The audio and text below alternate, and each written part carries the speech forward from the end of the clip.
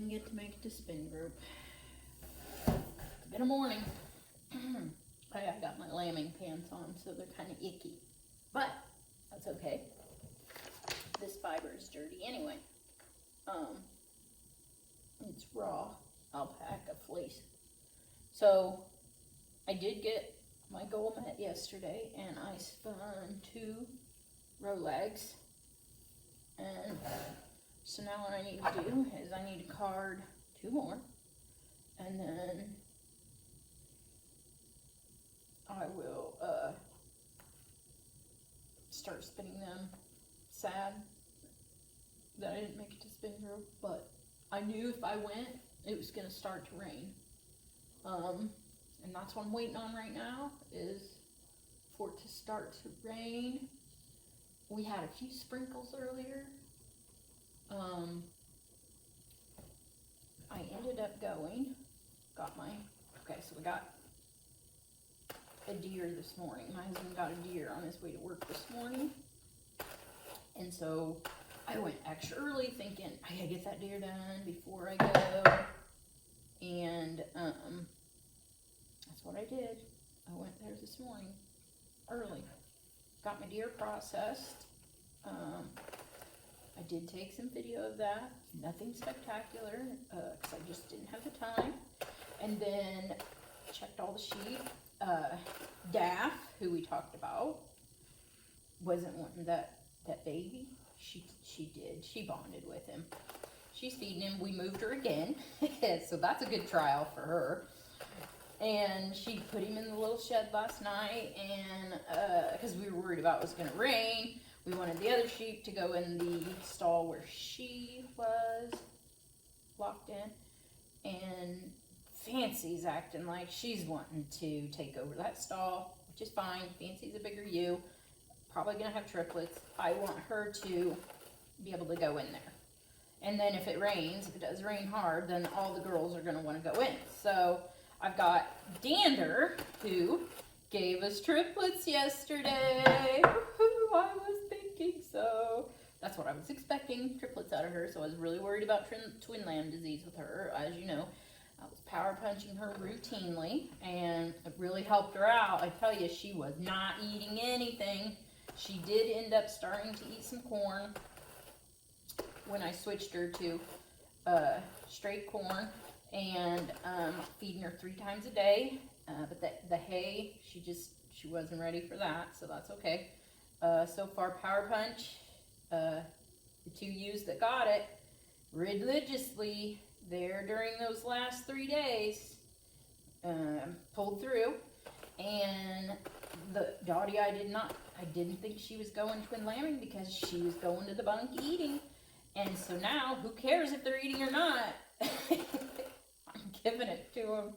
Especially my girls that I know got triplets in there.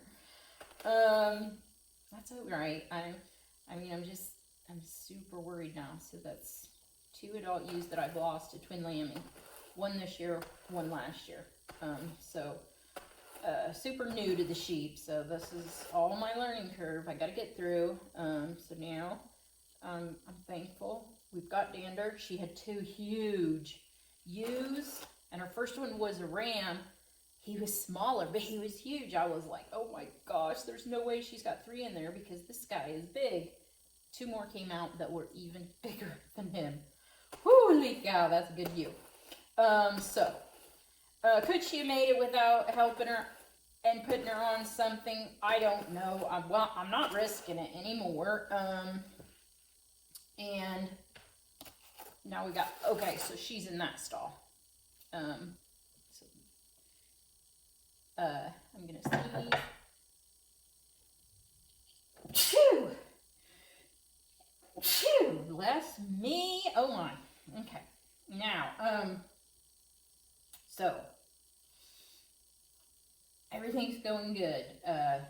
Again, we put different coats on Dander's, the lambs, and whoo-wee, did she reject them suckers.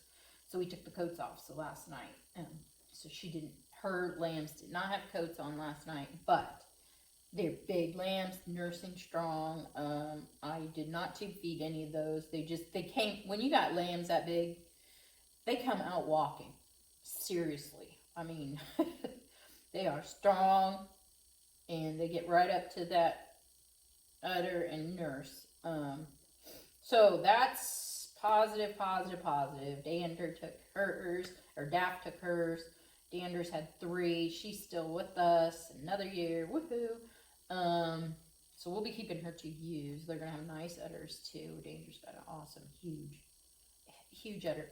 This year it's a little bit much. So after time they start breaking down, and that's not the greatest. But I'm noticing the lambs off of her crossed back with, a different dairy ewe. Their udders are turning out really nice. They're not getting that long, easy hand milk and teat like Dander has, but I'll continue to work on that. Since things are running smooth, it gives me some energy, I guess, since I'm not so saddened that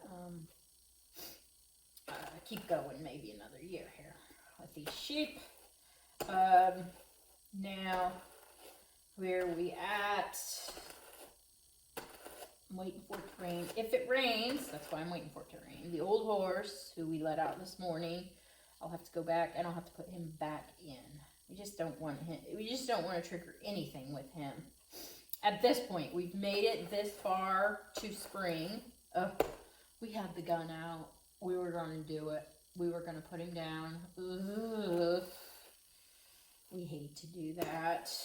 God would just take him of a heart attack or something in the middle of the night. That would be great. But he's not seeing it that way, and so we've got to stick it out with the old guy. We do it. We try to do the best by everything that we can, even if it's killing us. And so we didn't. And he just wasn't drinking enough water during that cold spell. So we learned, bring the warm water. Oh my gosh. And I'm finding that the ewes, they'll drink more warm water, and I think that's going to be a little bit of a help there towards the end of gestation, keeping them from getting a little dehydrated or anything like that. Man, you don't want to trigger anything. A lot of this stuff, I'm trying to tell you guys, way more environmental than you